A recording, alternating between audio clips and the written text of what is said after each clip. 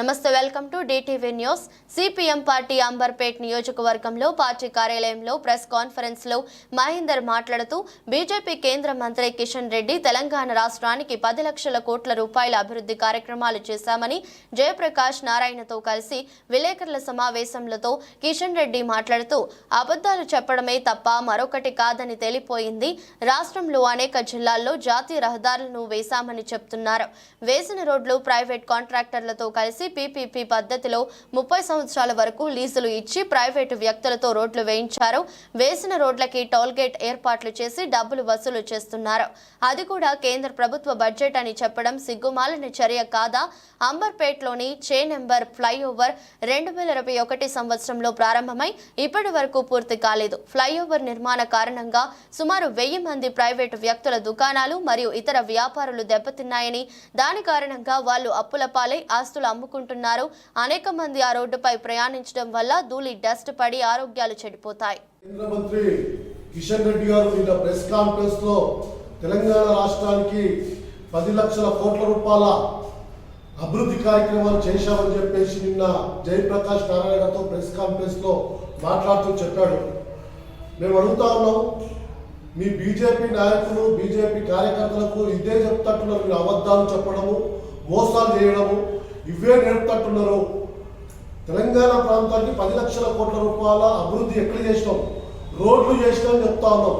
రోడ్లకు సంబంధించింది పీపీపీ పద్ధతిలో ప్రైవేటు బ్యాంకులు అప్పులు తీసుకొచ్చి దాని ద్వారా రోడ్లు వేసి, ఆ రోడ్లు వేసిన వాళ్ళకు టోల్ ఫ్రీ ద్వారా ప్రజల నుండి డబ్బులు వసూలు చేస్తూ ఉన్నారు. కేంద్రం నుండి ఎక్కడ డబ్బులు వచ్చినాయని అడుగుతా ఉన్నాం. అంటే పర్మిషన్ తీయడం కూడా డబ్బులు ఇచ్చినట్టుగానే కిషన్ రెడ్డి గారు ఖాతాలో వేసుకుంటున్నట్టుగా కనబడతా ఉంది. బ్యాంకులు ఇచ్చిన అప్పులు కూడా ఆయన ఖాతాలో వేసుకుంటున్నట్టుగా కనబడతా ఉంది. మా అంబర్పేట్ ప్రజలు 2021 చే నెంబర్ ఫ్లైఓవర్ ప్రారంభమైంది. ఈ 4 సంవత్సరాల్లో ఫ్లైఓవర్కు ఎంత ఇబ్బంది ఏర్పడుతుందో ఇప్పటివరకు 4 సంవత్సరాలు పూర్తయినా ఫ్లైఓవర్ ఇంకా పూర్తి కాలేదు.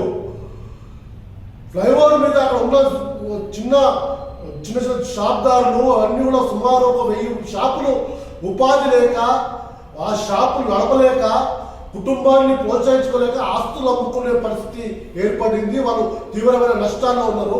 చుట్టుపక్కల అంబర్పేట ప్రజలు మొత్తం కూడా ఆ డస్ట్తో, అక్కడ వస్తున్న చే నెంబర్ ఫ్లైఓవర్ డస్ట్తో అనారోగ్యాలకు గురవుతా ఉన్నారు.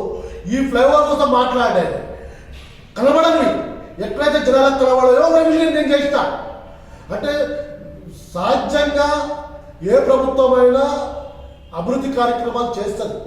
కానీ ప్రైవేటు ఆస్తులు మొత్తం కూడా తన ఆస్తులుగా, తన ద్వారా జరిగినట్టుగా చెప్పుకోవడం ఇంతకంటే నీచమైన పరిస్థితి ఇంకోటి కాదు. మేము అడుగుతున్నాం, 10 లక్షల కోట్ల రూపాయలు ఎక్కడ అభివృద్ధి చేసినావు? ఒక్కటని పెట్టు. నువ్వు అంబర్పేట్ నియోజకవర్గానికి 180 కోట్ల రూపాయల ఫ్లైఓవర్కి సరైన బడ్జెట్ రిలీజ్ చేయనోడివి నువ్వు 10 లక్షల కోట్ల రూపాయలు రిలీజ్ చేశానంటే ఎట్లా నమ్మాలి? కాబట్టి మేము ప్రజలను కోరుతా ఉన్నాం, ఇలాంటి బీజేపీ నాయకులు అబద్ధాలు చెప్పే అది జీవితం మొత్తం కూడా అబద్ధాలు చెప్పడమే.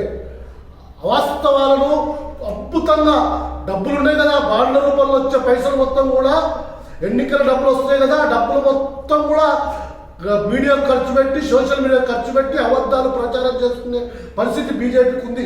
కాబట్టి మీరు ప్రజల మోసం చేసే డబ్బులు మొత్తం కూడా తీసుకొని ఆ రకంగా కార్పొరేట్ సంస్థలు సంపద దోచిపెడతా ఉన్నారు. ఆ సంపదతో మీరు ప్రచారం చేసుకుంటుండొచ్చు, కానీ ప్రజలు గుడ్డోలు కాదు, వాస్తవాన్ని తెలుసుకుంటారు. మీ వాస్తవాన్ని గమనిస్తూ ఉన్నారు. మీరు ఏ రకంగా ప్రజల్ని మోసం చేస్తున్నారో ఈ ఎన్నికల్లో మీకు బుద్ధి చెప్పబోతున్నారని చెప్పి మేము హెచ్చరిస్తాము.